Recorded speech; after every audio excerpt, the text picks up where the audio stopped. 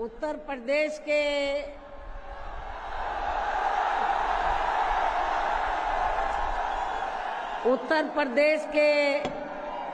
कोने कोने से आए हुए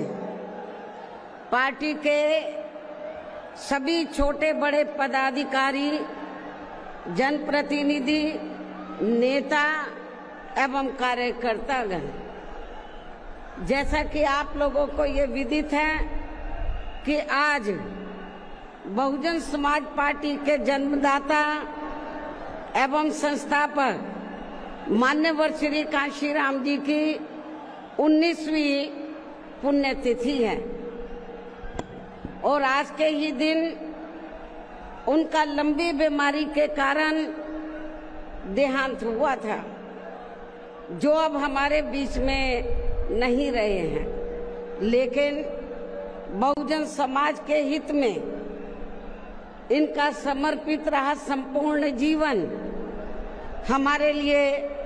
हमेशा यादगार व अमर रहेगा। ऐसे महान व्यक्तित्व को आज मेरे साथ साथ आप लोग भी अपार संख्या में, अर्थात लाखों लाखों की संख्या में यहाँ यूपी की राजधानी लखनऊ में बीएसपी की रही सरकार द्वारा इनके सम्मान में निर्मित किए गए भव्य व अति विशाल मान्यवर श्री कांशीराम जी स्मारक स्थल पर इनको अपने श्रद्धा सुमन अर्पित करने के लिए पहुंचे हैं। हालांकि आप लोगों को ये भी मालूम है कि इनके सम्मान में बनाए गए इस स्थल के कुछ हिस्सों की समय से मरम्मत नहीं होने की वजह से आप लोग भी पिछले कुछ समय से यहाँ इनकी प्रतिमा पर अपने पुष्प अर्पित नहीं कर पा रहे थे। लेकिन अब यहाँ मरम्मत का अधिकांश कार्य पूरा हो जाने के बाद इस बार मेरे साथ साथ आप लोग भी भीड़ के मामले में अपना पिछला खुद का सभी रिकॉर्ड तोड़ते हुए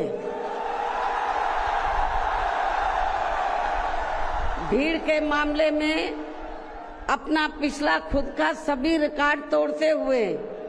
यहाँ लाखों लाखों की संख्या में इस स्थल पर मान्यवर श्री कांशीराम जी को अपने श्रद्धा सुमन अर्पित करने के लिए पहुंचे हैं, जिसके लिए पार्टी आपकी बहुत बहुत आभारी है। साथ ही वर्तमान राज्य सरकार की भी बहुत बहुत आभारी है और इसलिए आभारी है क्योंकि इस स्थल को देखने वाले लोगों के टिकटों का इकट्ठा हुआ पैसा पूर्व की रही सपा सरकार की तरह वर्तमान भाजपा की राज्य सरकार ने इसे दबाकर नहीं रखा है, बल्कि पार्टी के आग्रह करने पर इसकी मरम्मत करने पर पूरा खर्च किया है। इस संबंध में मैं आप लोगों को ये बताना चाहती हूँ, जब यूपी में हमारी सरकार थी और ये मान्यवर श्री कांशीराम जी के आदर सम्मान में ये जो विशाल स्मारक स्थल जब बनाया गया था, तो हमने उसी समय हमारी सरकार ने ये व्यवस्था की थी कि हम देखने वालों के लिए इस पर हम टिकट की व्यवस्था करेंगे और इसका जो पैसा आएगा टिकट का, तो वो किसी और मद पर खर्च नहीं किया जाएगा, बल्कि जितने भी उत्तर प्रदेश की राजधानी लखनऊ में जो स्मारक बने हैं, पार्क बने हैं, तो उनके रख रखाव पर खर्च किया जाएगा। तो ये हमने व्यवस्था की थी। लेकिन दुख की बात यह है कि जब वर्तमान भाजपा की सरकार से पहले यहाँ सपा की सरकार थी, तो सपा की सरकार ने उस टिकट के पैसे को दबा कर रखा, एक पैसा खर्च नहीं किया इनके रख रखाव पर, और हालत बड़ी जर्जर हो गई थी स्थलों की। यही नहीं, और भी स्थल थे, पार्क थे, उनकी हालत बड़ी खराब हो गई थी। तो तब मैंने उत्तर प्रदेश के मुख्यमंत्री जी को ये कहा, लिखित चिट्ठी के जरिए उनसे रिक्वेस्ट किया कि हम आपसे ये नहीं कहते कि दूसरे मत का पैसा आप इनके रख रखाव पर लगाओ। तो जो देखने वालों का टिकटों का पैसा काफी बड़ी तादाद में इकट्ठा हो गया है गवर्नमेंट के पास, उस पैसे को इनके रख रखाव पर लगाया जाए। तो उत्तर प्रदेश की वर्तमान भाजपा की सरकार ने इस मामले को दिखवाया पूरा, और उसके बाद उन्होंने हमें कमिट किया, प्रॉमिस किया कि हम जो भी पैसा टिकटों को आया है हम दूसरे मत पे नहीं लगाएंगे, बल्कि इन स्थलों के रख रखाव पर लगाएंगे। उन्होंने ये लगाया, इसलिए हमारी पार्टी उनकी आभारी है। लेकिन वहीं दूसरी तरफ समाजवादी पार्टी की जब यूपी में सरकार थी और ये स्थल बन चुके थे, तो उन्होंने इनके रख रखाव पर कोई पैसा खर्च नहीं किया, टिकटों का पैसा दबा कर रख लिया। लेकिन जब अब वो सत्ता से बाहर है समाजवादी पार्टी, तो अभी 2-3 दिन पहले वो मीडिया में खबर छपवा रहे थे कि हम मान्यवर श्री कांशीराम जी के सम्मान में संगोष्ठी करेंगे। लेकिन जब वो सरकार में रहते हैं तो ना उन्हें पीडीए याद आता है और ना मान्यवर श्री कांशीराम जी की जयंती और ना ही पुण्यतिथि उनको याद आती है सरकार में रहकर। लेकिन जब वो सत्ता से बाहर हो जाते हैं तो समाजवादी पार्टी को फिर याद आता है कि हमें संगोष्ठी करनी चाहिए। मैं सपा मुखिया अखिलेश यादव से मैं ये पूछना चाहती हूँ, यदि मान्यवर श्री कांशीराम जी के प्रति आपका इतना ही आदर सम्मान था, तो जब यूपी में मेरी सरकार थी तो मेरी सरकार ने अलीगढ़ मंडल में कासगंज के नाम से अलग से जिला बनाया, उस जिले का नाम मान्यवर श्री कांशीराम जी नगर के नाम से रखा था। लेकिन जैसे ही समाजवादी पार्टी पावर में आई, उन्होंने नाम बदल दिया। मान्यवर श्री कांशीराम जी के नाम पर हमने कॉलेज, यूनिवर्सिटी, अनेकों संस्थानों के नाम रखे, अनेकों संस्थानों के नाम रखे, जनहित की योजनाएं शुरू की। सारी के सारी अधिकांश जो बड़ी बड़ी योजनाएं थी वो सभी की सभी इन्होंने बंद कर दी समाजवादी पार्टी की सरकार ने। ये इनका दोगला या दोहरा चरित्र नहीं है तो क्या है? जब ये सत्ता में रहते हैं ना इनको पीडीए याद आता है और ना पीडीए के जो संत गुरु और महापुरुष है वो भी याद नहीं आते हैं। जब ये सत्ता से बाहर हो जाते हैं तब इनको हमारे संत गुरु और महापुरुष याद आते हैं। तो ऐसे दोगले लोगों से आप लोगों को बहुत ही सावधान रहने की जरूरत है। और अब मैं मान्यवर श्री कांशीराम जी जो पंजाब राज्य के एक मध्यम दलित परिवार में पैदा हुए हैं, तो इनके बारे में मैं ये कहना चाहूंगी कि इन्होंने भारतीय संविधान के मूल निर्माता एवं दलितों व अन्य उपेक्षित वर्गों के मसीहा परम पूज्य बाबा साहब डॉक्टर भीमराव अंबेडकर की मूवमेंट से व इनके कड़े संघर्ष एवं अथक प्रयासों से देश के खासकर करोड़ों दलितों, आदिवासियों, पिछड़े वर्गों, मुस्लिम व अन्य धार्मिक अल्पसंख्यक समाज के भी हित में भारतीय संविधान में दिए गए कानूनी अधिकारों से प्रेरित होकर तथा उनके बताए हुए रास्तों पर चलकर फिर अपनी पूरी जिंदगी इनके अधूरे रहे कारवां को मंजिल तक पहुंचाने के लिए समर्पित की है। और इसके लिए उन्होंने यानी कि मान्यवर श्री कांशीराम जी ने अपने माँ बाप, भाई बहन, रिश्ते नाते व सरकारी नौकरी आदि सभी त्याग कर बाबा साहब डॉक्टर भीमराव अंबेडकर जी के उस अधूरे रहे कारवां को पूरा करने के लिए लगा दी है, जो बाबा साहब ने यहाँ देश के करोड़ों दलितों एवं अन्य उपेक्षित वर्गों के लोगों को ये कही थी कि मैंने, बाबा साहब ने क्या कहा था कि मैंने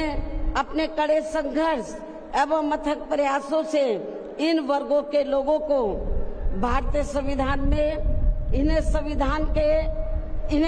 स्वाभिमान के साथ जिंदगी व्यतीत करने व खुद अपने पैरों पर खड़े होने के लिए कानूनी अधिकार तो जरूर दिला दिए हैं, लेकिन उनका सही से पूरा लाभ लेने के लिए इन सभी वर्गों के लोगों को अर्थात बहुजन समाज के लोगों को आपस में एकजुट होकर व इन्हें अपने विशाल वोटों के जरिए यहाँ केंद्र एवं राज्यों की भी राजनीतिक सत्ता की मास्टर चाबी खुद अपने हाथों में लेनी होगी। ये परम पूज्य बाबा साहब डॉक्टर अंबेडकर ने कहा था। तभी फिर इनका वास्तव में सही से विकास व उत्थान आदि हो सकता है और तभी फिर ये लोग स्वाभिमान के साथ अपनी पूरी जिंदगी व्यतीत कर सकते हैं, क्योंकि इस मामले में बाबा साहब डॉक्टर भीमराव अंबेडकर जी का ये कहना था कि देश में राजनीतिक सत्ता वह एक ऐसी मास्टर चाबी है जिसके जरिए इन वर्गों के लोग अपनी सभी समस्याओं का समाधान खुद कर सकते हैं। साथ ही ये लोग भी यहाँ अन्य वर्गों की तरह पूरे आत्मसम्मान व स्वाभिमान के साथ अपनी खुशहाल जिंदगी व्यतीत कर सकते हैं। और इसके लिए बाबा साहब डॉक्टर भीमराव अंबेडकर जी ने इन वर्गों के लोगों को जो भी रास्ते दिखाए तो वे उनके जीते जी तो पूरे नहीं हो सके थे, जिन्हें फिर उनके देहांत के बाद उन रास्तों पर चलने व उनके इस अधूरे रहे कारवां को मंजिल तक पहुंचाने के लिए मान्यवर श्री कांशीराम जी ने अनेकों कष्ट झेलकर अपनी पूरी जिंदगी लगा दी है और वे अपने जीते जी इस मकसद में काफी हद तक कामयाब भी हुए हैं। और खासकर इन्होंने यहाँ आबादी के हिसाब से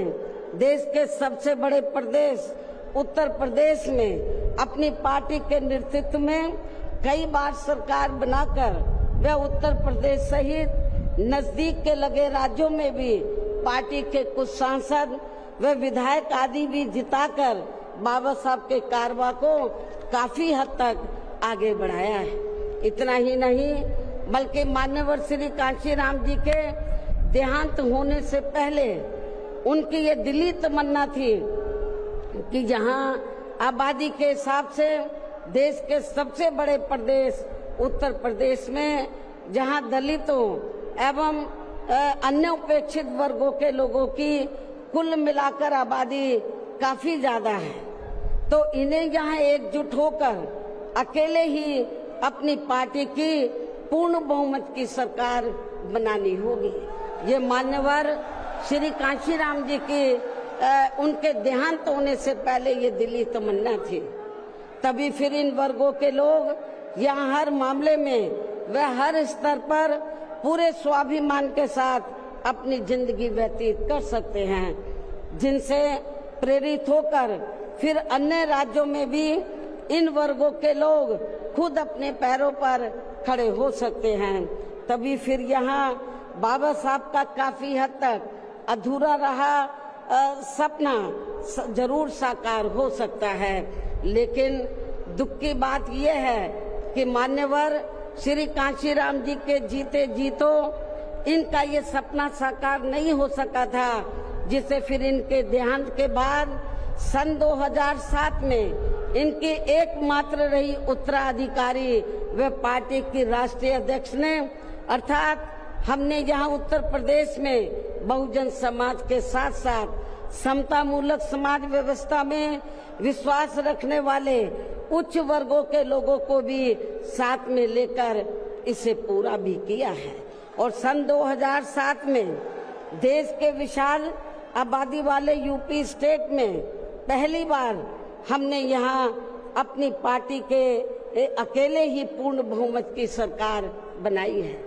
हालांकि पहले 3 बार हमने बनाई, वो मिली जुली सरकार थी,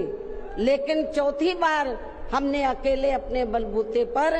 यूपी में पूर्ण बहुमत की सरकार बनाई है। जो यहाँ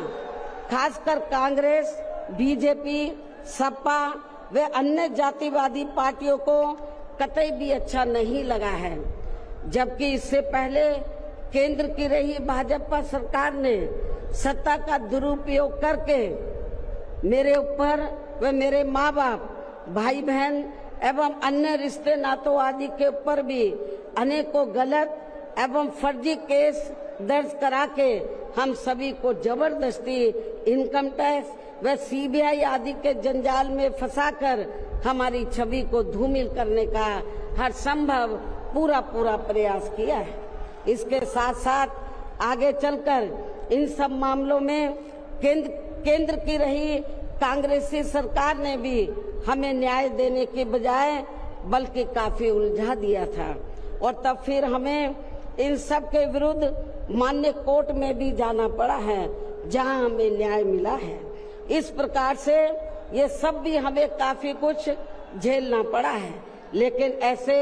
विकट व संघर्ष भरे हालातों में भी हमने बाबा साहब डॉक्टर भीमराव अंबेडकर के बताए हुए रास्तों पर चलकर यहाँ उत्तर प्रदेश में सन 2007 में हुए विधानसभा चुनाव में अकेले ही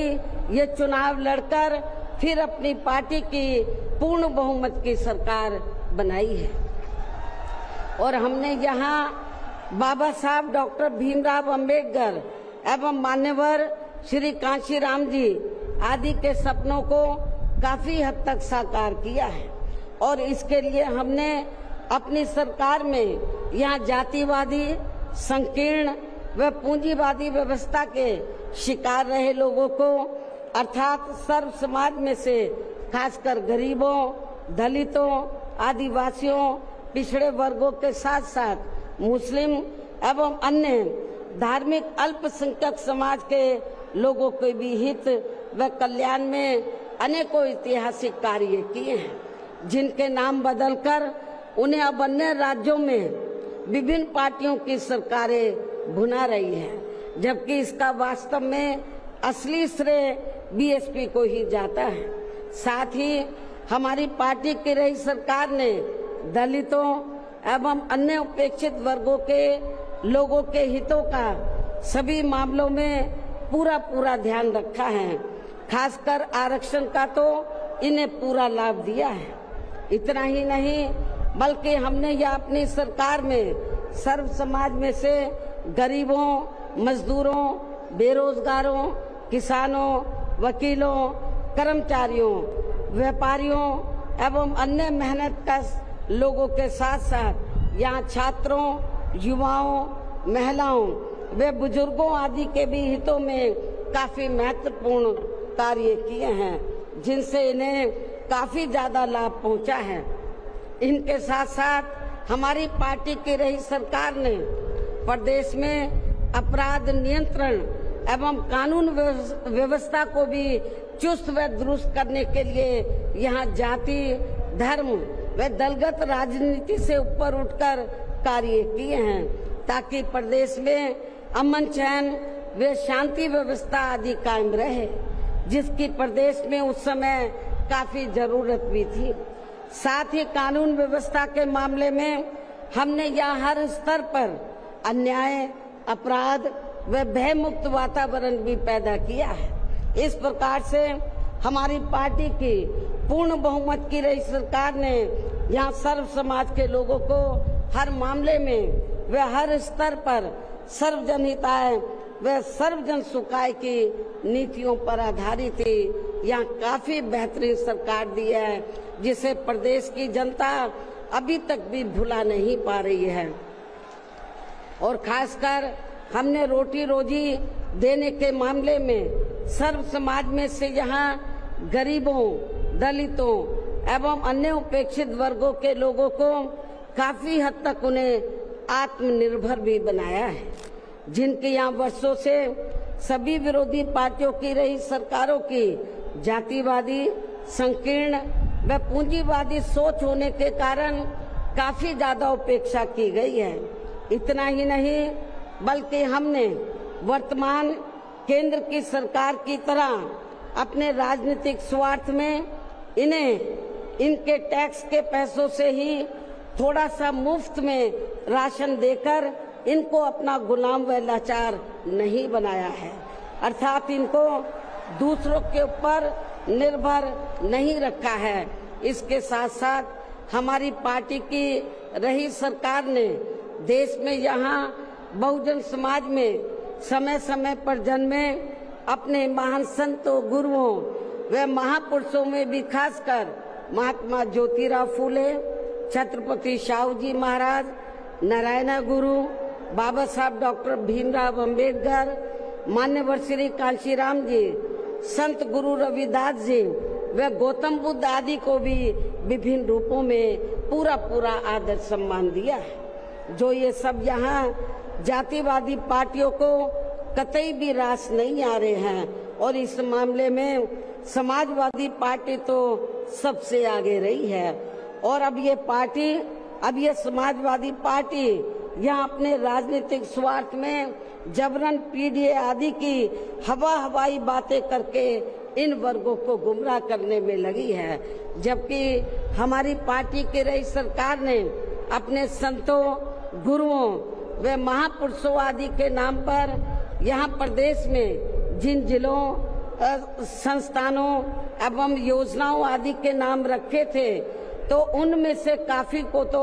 सपा की रही सरकार ने बदल दिया है, जैसा कि शुरू में मैंने आप लोगों को बताया है।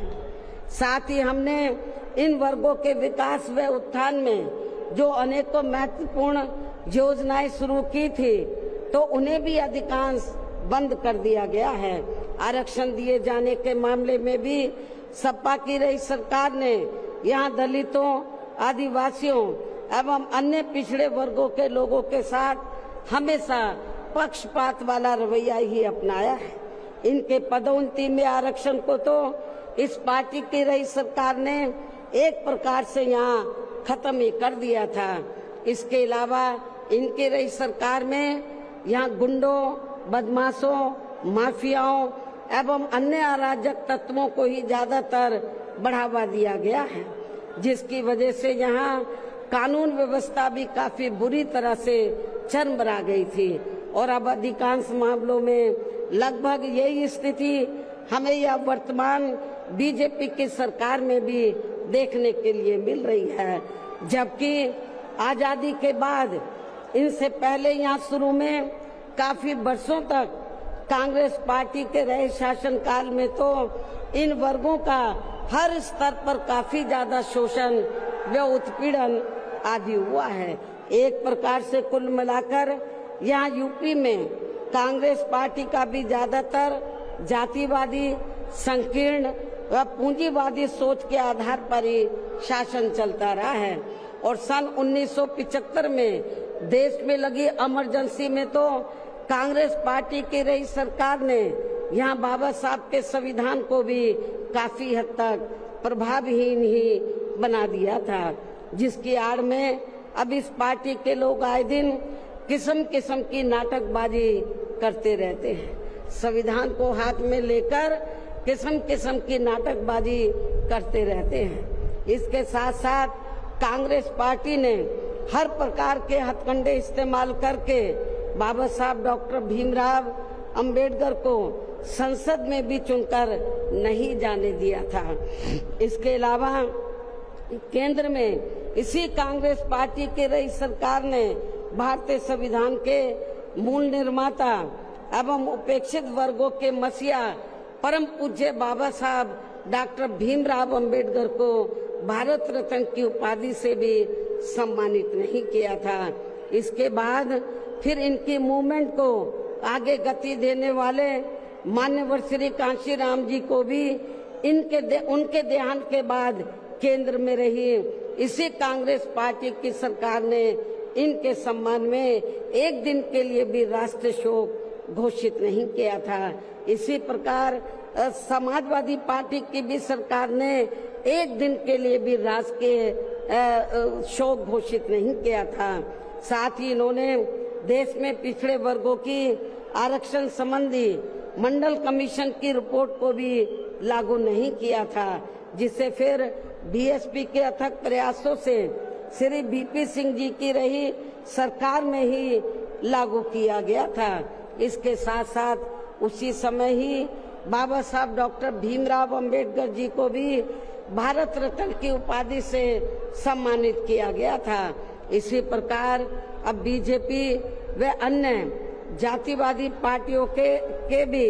शासनकाल में इन वर्गों का शोषण व उत्पीड़न आदि होना अभी तक भी बंद नहीं हुआ है। इसके अलावा इनकी सरकारों में भी जनता को लुभाने के लिए आए दिन घोषणाएं, शिलान्यास व उद्घाटन आदि तो काफी किए जाते हैं, लेकिन इनसे भी जनता को कोई खास लाभ मिलने वाला नहीं है, क्योंकि ये कागजी व हवाई ज्यादा और जमीनी हकीकत में बहुत कम होते हैं। ऐसी स्थिति में आप लोगों को पूरे देश में सर्वजन हिताय व सर्वजन सुखाय की नीतियों पर आधारित ही अपनी पार्टी को ही हर मामले में मजबूत बनाकर इसे केंद्र एवं राज्यों की भी सत्ता में लाना बहुत जरूरी है। और अब पार्टी के लोगों को यहाँ उत्तर प्रदेश सहित देश के अन्य जिन भी राज्यों में कुछ समय के बाद जो एक साथ विधानसभा के आम चुनाव होने वाले हैं, तो उनको वहां भी ऐसी सभी विरोधी पार्टियों को सत्ता में आने से जरूर रोकना है। और खासकर यहाँ यूपी में तो इनको अपनी पार्टी बीएसपी की ही फिर से अकेले पूर्ण बहुमत की सरकार बनाना बहुत जरूरी है, जिसे यहाँ कांग्रेस, बीजेपी, सपा व अन्य सभी विरोधी पार्टियां किस्म किस्म के षड्यंत्र व हथकंडे आदि इस्तेमाल करके इसे रोकने का हर संभव पूरा प्रयास करेगी। और इस संदर्भ में वैसे आप लोगों को ये मालूम है कि सन 2007 में यूपी में बीएसपी की ही अकेले ही पूर्ण बहुमत की सरकार बनने के बाद फिर बीएसपी की सर्वजन हिताय व सर्वजन सुखाय की रही कार्यशैली से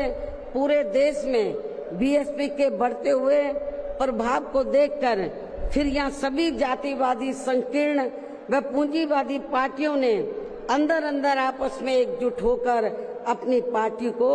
यहाँ सत्ता में वापस नहीं आने दिया है। साथ ही देश के अन्य राज्यों में भी अपनी पार्टी को आगे नहीं बढ़ने दिया है, क्योंकि बीएसपी के यहाँ अकेले ही सत्ता में आने पर यहाँ यूपी में सन 2007 में बीएसपी के यहाँ अकेले ही सत्ता में आने पर इनको ये डर था, सभी जो जातिवादी पार्टियां हैं इनको ये डर था कि यदि बीएसपी को आगे बढ़ने से नहीं रोका गया तो फिर ये पार्टी केंद्र की सत्ता तक भी जरूर पहुंच सकती है, जिससे घबराकर फिर बीएसपी को पुणे या सत्ता में आने से व पूरे देश में भी आगे बढ़ने से रोकने के लिए फिर हुआ ये कि इसके बाद फिर खासकर यूपी में जो भी विधानसभा व अन्य राज्यों में भी विधानसभा व देश में लोकसभा के आम चुनाव हुए हैं, तो उन सभी चुनावों में यहाँ कांग्रेस बीजेपी, सपा व अन्य सभी विरोधी पार्टियों ने अपनी खासकर जातिवादी मानसिकता के तहत चलकर वे अंदर अंदर आपस में एकजुट होकर तथा किस्म किस्म के हथकंडे इस्तेमाल करके फिर बीएसपी को इन्होंने कामयाब नहीं होने दिया। सारी जातिवादी पार्टियां अंदर अंदर एक हो गई थी। एक होकर इन्होंने जहां जहां बीएसपी जीत रही थी तो वहां इनको हराया। जो विरोधियों के कैंडिडेट जीत रहे थे उनको इन्होंने अपना वोट ट्रांसफर कराया। इसके साथ ही फिर बाकी रही से कमी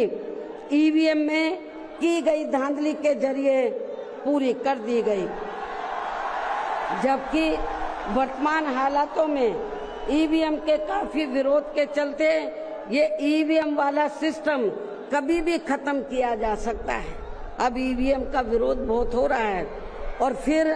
उन्हें यहाँ बैलेट पेपर वाला सिस्टम लागू हो सकता है, इसकी भी काफी संभावना है। ऐसे में अब हर स्तर पर हमें हर स्तर पर हमेशा अपनी पार्टी को मजबूत बनाते रहना बहुत जरूरी है। इसके साथ ही सावधानी के तौर पर यहाँ मैं ये भी कहना चाहूंगी कि अब तो पूरे देश में विरोधी पार्टियों ने बीएसपी को कमजोर करने के लिए एक और षड्यंत्र ये रचा है कि अब विरोधी पार्टियों ने बीएसपी के विशेषकर दलित बेस वोट को बांटने के लिए इसी समाज में से स्वार्थी एवं बिकाऊ किस्म के लोगों को इस्तेमाल करके वे उनके जरिए अनेकों पार्टियां व संगठन आदि भी काफी बनवा दिए हैं, जिनसे ये जातिवादी पार्टियां चुनाव में अपने अपने फायदे के हिसाब से उम्मीदवार खड़े करवा के बीएसपी को कमजोर करने में लगी है। और अब तो ये पार्टियां अंदर अंदर खुद अपने वोट ट्रांसफर करा के इनके एक आदि उम्मीदवार भी जिताकर भेज रही है, ताकि इससे दलितों का वोट बांटने में इनको कुछ मदद मिलती रहे। ऐसी स्थिति में अब आप लोगों को पुणे या यूपी में अपनी पार्टी को सत्ता में लाने वे अभी हाल ही में बिहार प्रदेश में होने वाले विधानसभा आम चुनाव में तथा आगे चलकर अन्य और राज्यों में भी विधानसभा व देश में लोकसभा के होने वाले आम चुनाव में भी अपनी पार्टी का बेहतर रिजल्ट लाने के लिए ऐसे सभी स्वार्थी एवं बिकाऊ दलित संगठनों व पार्टियों को अपने यार दोस्त, जात बिरादरी व रिश्ते नाते आदि के चक्कर में भी पड़कर अब इनको अपना एक भी वोट देकर खराब नहीं करना है, वरना फिर इसका पूरा लाभ यहाँ विरोधी पार्टियों को ही मिलता रहेगा। जिसे भी खास ध्यान में रखकर अब हर छोटे बड़े चुनाव में आप लोगों को अपना एक भी वोट ऐसे सभी स्वार्थी एवं बिकाऊ पार्टियों एवं संगठनों आदि को नहीं देना है, बल्कि अपनी एकमात्र हितैषी पार्टी बीएसपी को ही देना है, ताकि बीएसपी फिर से अपना बेहतर रिजल्ट लाकर पुणे या यूपी की सत्ता में वापस हो सके तथा देश के अन्य सभी राज्यों में भी पार्टी पुणे आगे बढ़ सके। और इसके लिए विरोधी पार्टियों के ऐसे अनेकों और भी सभी हथकंडों से अपनी पार्टी के लोगों को जरूर सावधान रहना है। इसके अलावा पार्टी के लोगों को सचेत करने के उद्देश्य से यहाँ मैं ये भी कहना चाहूंगी कि पिछले कुछ समय से दुनिया के अनेकों देश किसी न किसी मुद्दे को लेकर हुए बवाल व हिंसा आदि से काफी ग्रसित रहे हैं और ये सिलसिला अभी भी जारी है। लेकिन अपने भारत देश को भी जैसे इसका कुछ नजला लगना शुरू ही हुआ था तो उसे फिर तुरंत में ही केंद्र व संबंधित राज्य सरकारों ने सख्ती से निपटा है, जिससे केंद्र व सभी राज्य सरकारों को आगे भी काफी सतर्क रहना होगा। इतना ही नहीं बल्कि देश में आम जनहित के मुद्दों पर आवाज उठाने की बजाय जो पिछले कुछ समय से यहाँ स्वार्थी व शरारती तत्व एक दूसरे के देवी देवता, खुदा व धर्म आदि को लेकर तथा इन पर आए दिन नए नए मुद्दों को निकालकर देश में बवाल व हिंसा आदि पैदा करने की कोशिश में लगे रहते हैं और फिर इनकी आड़ में राजनीति करते हैं। ये भी देश हित में ठीक नहीं है, जबकि इन सब मामलों में सभी को भारतीय संविधान के मुताबिक चलना चाहिए। साथ ही सभी धर्मों का पूरा आदर सम्मान भी करना चाहिए और इनके सदियों से चले आ रहे धार्मिक नियम, मान्यताएं व परंपराएं आदि में भी किसी को दखल देना उचित नहीं है और ना ही इनकी आड़ में आई लव आदि की कोई राजनीति नहीं करनी चाहिए। इसके अलावा जहां तक पिछले दिनों जम्मू कश्मीर के पर्यटक स्थल पहलगांव में हुई आतंकी घटना का सवाल है, जिसमें काफी महिलाओं के सिंदूर उजड़ गए थे, तो ये अत्यंत ही दुखद व चिंता की बात है। हालांकि इस घटना को होने से रोका जा सकता था, बशर्ते यदि उस समय सरकार द्वारा इस पर्यटक स्थल पर सुरक्षा का उचित प्रबंध किया होता, जो नहीं किया गया था। साथ ही हमारी विदेश नीति भी हमेशा देश व जनहित में ही होनी चाहिए और इस मामले में अभी हाल ही में अमेरिका द्वारा लगाए गए भारी टैरिफ से भी केंद्र सरकार को काफी सचेत रहने की जरूरत है और इसी परिप्रेक्ष्य में इन्होंने स्वदेशी उत्पाद को बढ़ावा देने पर जोर देकर जो देश को आत्मनिर्भर बनाने की बात कही है,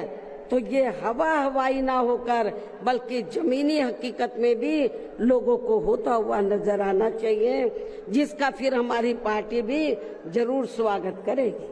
और अब इन सब बातों को मद्देनजर रखते हुए पूरे देश में अपनी पार्टी को हर स्तर पर मजबूत बनाना व इसे आगे बढ़ाना भी बहुत जरूरी है और खासकर इस बार यूपी में बीएसपी की अकेले ही पूर्ण बहुमत की यहाँ सरकार जरूर बनाना है और ये इसलिए भी बहुत जरूरी है क्योंकि बीएसपी के सत्ता से हटने के बाद जब से यहाँ सपा व बीजेपी की सरकार बनी है, तो तब से यहाँ पूर्व की रही कांग्रेसी सरकार की तरह ही इनकी भी सरकारों में सर्व समाज में से खासकर यहाँ गरीबों, दलितों एवं अन्य पिछड़े वर्गों के लोगों का सही से विकास व उत्थान आदि नहीं हो पा रहा है और अब इनमें गरीबी एवं बेरोजगारी आदि काफी ज्यादा बढ़ गई है। साथ ही इनके ऊपर हो रही जुल्म जाति आदि भी काफी चरम सीमा पर पहुंच चुकी है। इनकी बहन बेटियां भी अधिकांश सुरक्षित नहीं रही है। इसके साथ ही इन वर्गों के लोगों को यहाँ आरक्षण का भी सही से पूरा लाभ नहीं मिल पा रहा है। हालांकि इस संबंध में आप लोगों को ये मालूम है कि इनके आरक्षण को लेकर अभी तक जितने भी मान्य कोर्ट के फैसले आए हैं, तो उनकी सभी जातिवादी पार्टियों की रही सरकारों ने सही से पैरवी नहीं की है, जिससे अब इनको आरक्षण का बहुत कम ही लाभ मिल पा रहा है। और इस मामले में यहाँ मैं ये भी कहना चाहूंगी कि बीएसपी के अथक प्रयासों से देश में एससी व एसटी वर्गों के सरकारी नौकरियों में पदोन्नति में आरक्षण को प्रभावी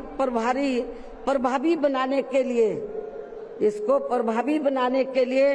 जब केंद्र की रही कांग्रेसी सरकार में संविधानिक संशोधन विधेयक संसद में लाया गया था, तो तब उसे कांग्रेस पार्टी ने बीजेपी व अन्य आरक्षण विरोधी पार्टियों की अंदरूनी मिलीभगत से पास तक भी नहीं होने दिया था जो अभी तक भी संसद में लटका पड़ा है, जबकि समाजवादी पार्टी के सांसदों ने तो इस बिल को ही संसद में फाड़ दिया था। इतनी ज्यादा इस पार्टी को इनके पदोन्नति में आरक्षण दिए जाने को लेकर इस बिल से इनको जबरदस्त एलर्जी थी, नफरत थी। ऐसे में अब आप ही ये बताएं कि ऐसी स्थिति में कांग्रेस, बीजेपी व सपा आदि जैसी इन जातिवादी पार्टियों में या खासकर अपने दलितों एवं अन्य उपेक्षित वर्गों के लोगों का सही से विकास व उत्थान आदि हो सकता है, मैं समझती हूँ कतई भी संभव नहीं है। इसके अलावा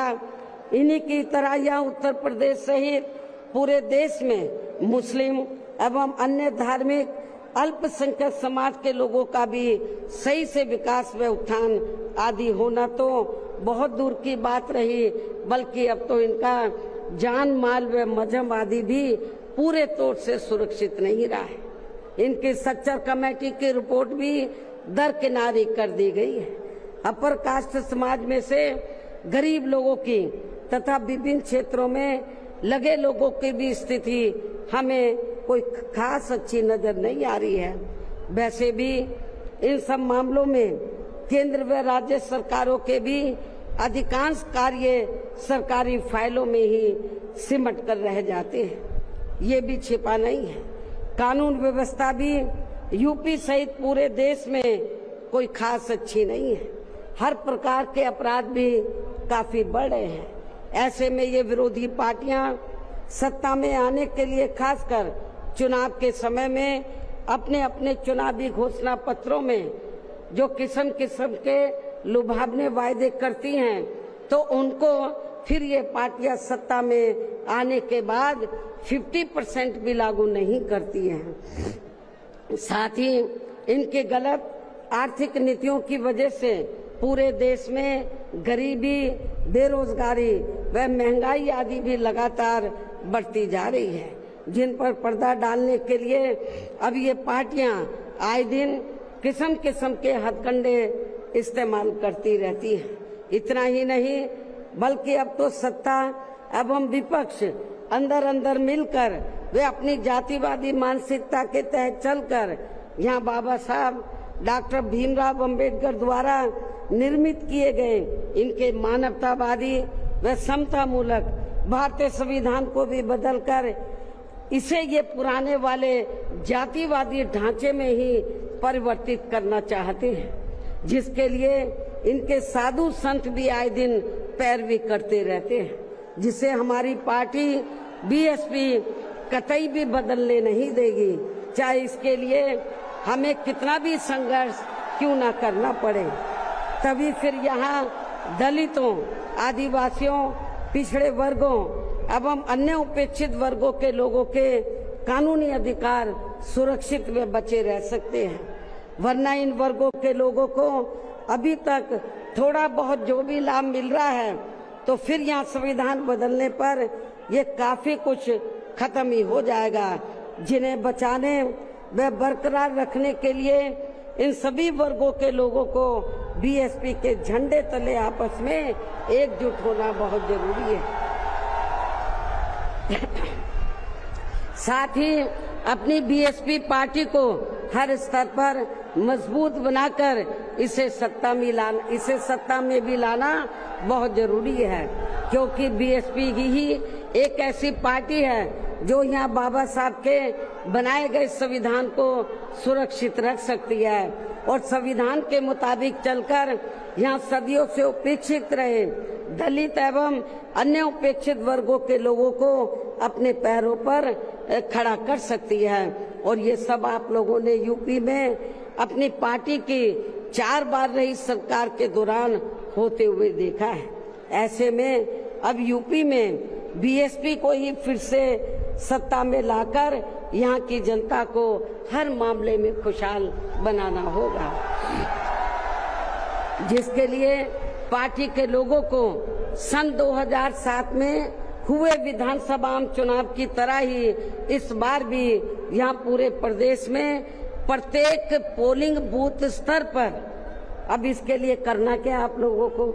जिसके लिए पार्टी के लोगों को सन 2007 में हुए विधानसभा चुनाव की तरह ही इस बार भी यहाँ पूरे प्रदेश में प्रत्येक पोलिंग बूथ स्तर पर सर्व समाज को व विशेषकर बहुजन समाज के लोगों को उनकी छोटी छोटी बैठकों के जरिए उन्हें बीएसपी की सर्वजन हिताय व सर्वजन सुखाय की नीतियों एवं सिद्धांतों आदि से जोड़ना है और इस दौरान इन्हें बीएसपी के बेहतरीन रहे शासन काल की उपलब्धियों के बारे में बताना है। साथ ही उन्हें विरोधी पार्टियों के किस्म किस्म के हथकंडों से सावधान रहने के बारे में भी जरूर बताना है।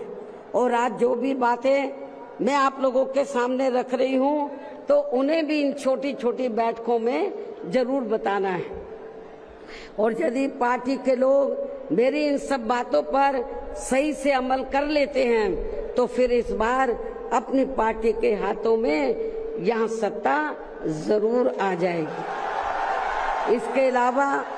जहाँ तक अपनी पार्टी के लिए अकेले चुनाव लड़ने का सवाल है, आप लोग ध्यान से सुने मेरी बात। इसके अलावा जहाँ तक अपनी पार्टी के लिए अकेले चुनाव लड़ने का सवाल है तो इसके बारे में भी यहाँ मैं अपनी पार्टी के अब तक के रहे अनुभवों को ध्यान में रखकर ये बताना जरूरी समझती हूँ कि देश के अन्य प्रदेशों की तरह खासकर यहाँ यूपी में जब भी हमारी पार्टी ने विधानसभा का आम चुनाव गठबंधन करके लड़ा है तो तब फिर हमारी पार्टी को कोई विशेष लाभ नहीं हुआ है, क्योंकि हमारी पार्टी का जो वोट है, हमारी पार्टी का वोट तो गठबंधन वाली पार्टी को एक तरफा ट्रांसफर हो जाता है, लेकिन उनका जातिवादी मानसिकता की वजह से विशेषकर अपर कास्ट समाज का वोट बीएसपी के उम्मीदवारों को ट्रांसफर नहीं हो पाता है। और वास्तव में यही सही और हकीकत भी है, जिससे फिर हमारी पार्टी के उम्मीदवार भी बहुत कम जीत पाते हैं तथा पार्टी का वोट प्रतिशत भी काफी कम हो जाता है। इसके साथ ही गठबंधन की सरकार बनने पर अपनी पार्टी के नेतृत्व में बनी ये सरकार समय से पहले ही गिर जाती है। जब हम गठबंधन करके चाहे चुनाव लड़ें, वोट प्रतिशत भी कम होता है, सरकार बनाए तो समय से पहले ही गिर जाती है। जैसे सन 1993 में बीएसपी ने सपा से गठबंधन करके यहाँ यूपी में विधानसभा का आम चुनाव लड़ा था तो पार्टी केवल 67 सीटें ही जीत पाई थी। उसके बाद फिर 1996 में पार्टी ने कांग्रेस पार्टी से गठबंधन करके यहाँ विधानसभा का आम चुनाव लड़ा था तो तब फिर पार्टी केवल 67 सीटें ही जीत पाई थी। पहले भी 67, उसके बाद में भी 67। और जब सन 2002 में पार्टी ने यूपी विधानसभा का आम चुनाव अकेले लड़ा था तो तब पार्टी लगभग 100 सीटें जीत गई थी सन 2002 में, जिसमें पार्टी के 2 जीते हुए आजाद उम्मीदवार भी शामिल हैं, जिनको किन्हीं कारणवश सिंबल समय से नहीं मिल पाया था। और फिर इससे पार्टी के लोगों का काफी मनोबल भी बढ़ा था। लेकिन यहाँ खास ध्यान देने की बात यह है कि पार्टी इन तीनों बार गठबंधन की बनी सरकार में अपना कभी भी समय पूरा नहीं कर पाई। हमने तीनों बार जब गठबंधन करके सरकार बनाई तो कभी भी अपना समय पूरा नहीं कर पाई है, अर्थात समय से पहले ही गिर गई है। आप रिकॉर्ड उठाकर देख लो। इसके बाद सन 2007 में पार्टी ने फिर से अकेले यहाँ यूपी में विधानसभा का आम चुनाव लड़ा था तो तब फिर अपनी पार्टी 200 से ऊपर सीटें जीत गई थी। और फिर हमने यहाँ यूपी में पहली बार पूरे 5 साल के लिए अकेले ही अपनी पार्टी की पूर्ण बहुमत की सरकार बनाई थी। और इस दौरान हमने सर्व समाज के हित में काफी ऐतिहासिक कार्य किए थे। ऐसे में पार्टी द्वारा गठबंधन करके चुनाव लड़ने से या फिर गठबंधन की सरकार बनाने से भी यहाँ सर्व समाज में से खासकर गरीबों एवं बहुजन समाज के लोगों का सही से विकास व उत्थान आदि नहीं हो सकता है। इसलिए इस बार यहाँ यूपी विधानसभा के होने वाले आम चुनाव में अब तक के रहे अनुभवों के मुताबिक हमारी पार्टी ने सन 2007 की तरह ही अकेले ये चुनाव लड़ने का फैसला लिया है। वैसे मुझे ये पूरा भरोसा है कि आज के कार्यक्रम में अपने खुद के पिछले सभी रिकॉर्ड तोड़ते हुए उम्मीद से कई गुना ज्यादा लाखों की संख्या में आई ये अपार भीड़ इस बार यहाँ यूपी में होने वाले विधानसभा आम चुनाव में अपनी पार्टी को सत्ता में जरूर लाएगी। और इसके लिए अभी से ही पार्टी के लोगों को यहाँ विरोधी पार्टियों के पुराने व नए सभी षड्यंत्रों व हथकंडों आदि से सावधानी बरतते हुए अपनी पार्टी के जनाधार को बड़े पैमाने पर बढ़ाना है। साथ ही हर स्तर पर पार्टी को मजबूत भी बनाना है। विरोधियों की अफवाहों से भी पार्टी के लोगों को जरूर सचेत रखना है। और इस संबंध में इसका ताजा हथकंडा ये है कि इन्होंने आज के 9 अक्टूबर के कार्यक्रम के घोषित होते ही पिछले महीने से ये अफवाह फैलाना शुरू कर दिया था। मैं क्यों बोल रही हूँ अफवाहों से सावधान रहना है, क्योंकि इस संबंध में ताजा उदाहरण ये है कि इन्होंने आज के 9 अक्टूबर के कार्यक्रम के घोषित होते ही पिछले महीने से ये अफवाह फैलाना शुरू कर दिया था कि दूसरी पार्टियों के फलाना वरिष्ठ नेता बीएसपी में आ रहे हैं और वे बीएसपी प्रमुख से दिल्ली व लखनऊ में भी मिले हैं, लेकिन मुझे तो इसके बारे में अभी तक भी कोई जानकारी नहीं है। मिलना तो बहुत दूर की बात है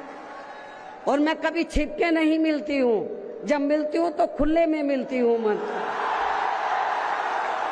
इतना ही नहीं बल्कि अन्य और भी मामलों में किस्म किस्म की गलत, झूठी व तथ्यहीन खबरें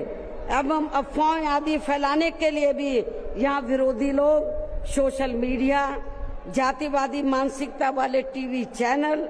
एवं प्रिंट मीडिया आदि का भी काफी दुरुपयोग व गलत इस्तेमाल कर सकते हैं। जबकि विरोधी लोग सन 2007 में भी ऐसी अफवाहें फैलाते रहे हैं, लेकिन उस समय हमारे लोगों के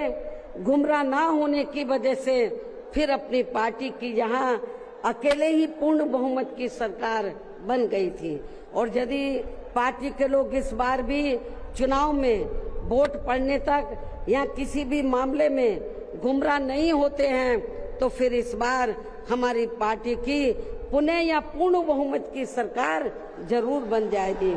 वैसे मुझे पूरी उम्मीद है कि पार्टी के लोग मेरी इन सब बातों पर सही से अमल करके इस बार अपनी पार्टी बीएसपी को ही अकेले यहाँ सत्ता में जरूर लाएंगे और अपनी बहन जी को 5वीं बार यूपी का मुख्यमंत्री भी जरूर बनाएंगे। और आज ये लाखों की तादाद में आई अपार भीड़ व उनका जोश उत्साह भी इस बात के काफी कुछ संकेत दे रहा है। जिनको यहाँ दूसरी पार्टियों की तरह ये जो लाखों की संख्या में लोग आए हैं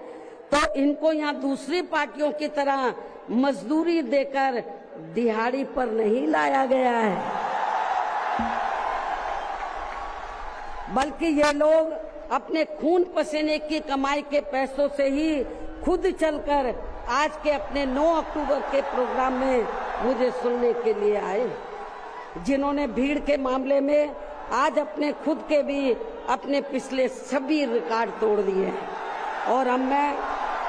मैं यहाँ आप लोगों को ये भी विश्वास दिलाना चाहती हूँ, जब इस बार बीएसपी की पुनः यहाँ पूर्ण बहुमत की सरकार बन जाएगी तो तब फिर हमारी पार्टी की बनी ये सरकार, यहाँ पिछली रही सपा सरकार ने, वह वर्तमान में चल रही बीजेपी की भी सरकार ने, जो इन्होंने अपनी जातिवादी, संकीर्ण व पूंजीवादी मानसिकता के तहत चलकर काफी नए नए नियम व कानून आदि बना दिए हैं, तो उनकी जरूर समीक्षा की जाएगी। और इनमें से जो भी नियम व कानून आदि सर्वजन हिताय व सर्वजन सुखाय की नीतियों एवं सिद्धांतों आदि से जुड़े नहीं होंगे, तो उन्हें फिर सर समाज के हित में जरूर बदल दिया जाएगा। इसके साथ साथ बीएसपी की पूर्व की रही सरकार में खासकर दलित एवं अन्य उपेक्षित वर्गों के हितों के लिए लिए गए फैसलों को जो इनकी सरकारों ने काफी बदल दिए हैं, तो उन्हें भी यहाँ फिर से पुरानी वाली स्थिति में ही लाया जाएगा, अर्थात उन्हें बहाल कर दिया जाएगा। इसके अलावा सपा व बीजेपी की सरकार ने भी प्रदेश व जनहित के विरुद्ध जाकर जो कुछ भी गलत फैसले ले लिए हैं, तो उनकी भी समीक्षा करके उन्हें सही स्थिति में लाया जाएगा। साथ ही मेरी पूर्व की रही सरकारों की तरह ही हर मामले में व हर स्तर पर यहाँ सर्व समाज के व विभिन्न क्षेत्रों में लगे लोगों के हितों का तथा बेहतर कानून व्यवस्था बनाने पर भी विशेष ध्यान रखा जाएगा। साथ ही सर्व समाज में से गरीब एवं बेरोजगार लोगों को, जिसमें पुरुष व महिलाएं आदि दोनों शामिल हैं, इनको रोटी रोजी के साधन देने के लिए विशेष बल दिया जाएगा, जोर दिया जाएगा। यहाँ यूपी के लोगों को रोटी रोजी के मामले में पलायन नहीं करना पड़ेगा, आपको अपने प्रदेश में ही रोटी रोजी के साधन दिए जाएंगे।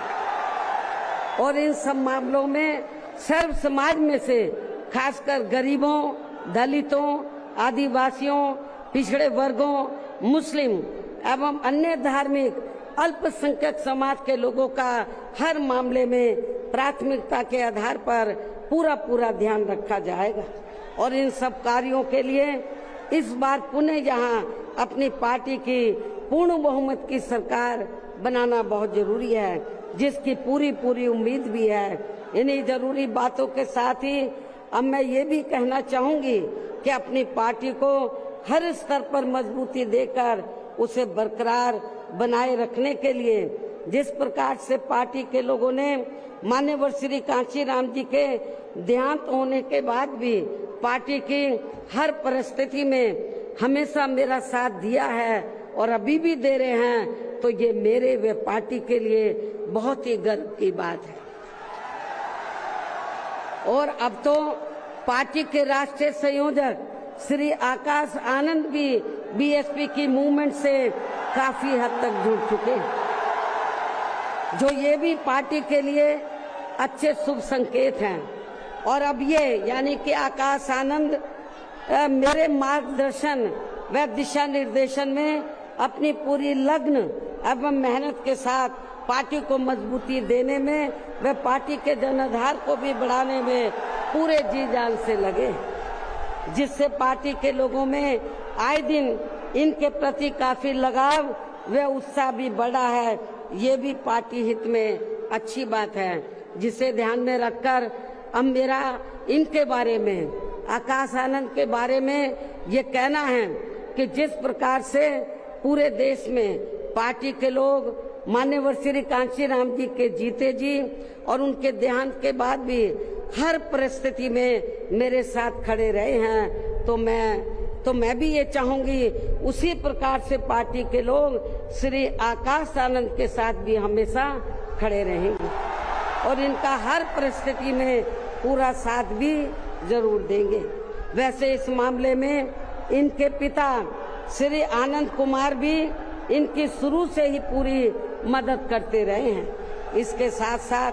श्री आनंद कुमार दिल्ली में रहकर माननीय श्री कांशीराम जी के देहांत होने के बाद से ही ये मेरी गैर हाजिरी में व मेरे दिशा निर्देशन में पार्टी का पूरा लेखा जोखा आदि का कार्य भी काफी अच्छे से संभाल रहे हैं। जो ये पार्टी का खास कार्य है इसलिए इनको पार्टी का राष्ट्रीय उपाध्यक्ष बनाकर इन्हें पार्टी की ये अति महत्वपूर्ण जिम्मेवारी सौंपी हुई। इसी प्रकार से पार्टी के राष्ट्रीय महासचिव श्री SC मिश्रा जी को भी हमने पार्टी का लीगल व मीडिया का तथा अपने खुद के समाज को भी, अपने खुद के ब्राह्मण समाज को भी पार्टी में जोड़ने का ये विशेष कार्य सौंपा हुआ है, जिसे ये मेरे दिशा निर्देशन में अपनी जिम्मेवारी को सही से निभा रहे हैं। हालांकि इनके बेटे श्री कपिल मिश्रा ने भी आज के कार्यक्रम में यह फ्री मेडिकल मदद देने की भी व्यवस्था की है, जो इनका ये कार्य पार्टी के प्रति इनके सेवा भाव को भी काफी कुछ दर्शाता है। पार्टी के हमारे विधायक श्री उमा शंकर सिंह जी भी पार्टी व मूवमेंट के हित में हमेशा मददगार व सक्रिय रहते हैं तथा इनको भी अपने खुद के समाज को पार्टी में जोड़ने की एक खास जिम्मेवारी सौंपी हुई है, जिससे ये पूरी ईमानदारी व निष्ठा से